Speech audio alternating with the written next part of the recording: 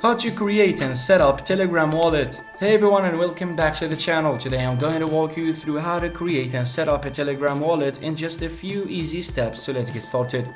First, open your Telegram app and search for the wallet bot in the search bar.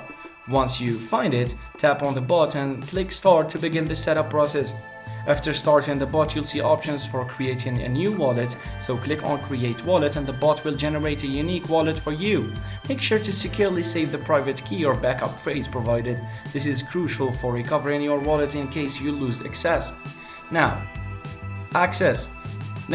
that your wallet is created, you can start adding funds, and the bot will give you a wallet address for receiving funds. You can send cryptocurrency like TON directly to this address. Simply copy the address and use it in your other wallet or exchange to transfer funds.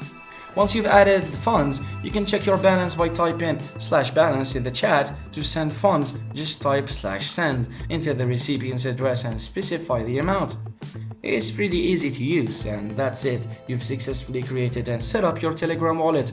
If this tutorial was helpful, don't forget to like and subscribe for more quick guides. Thanks for watching.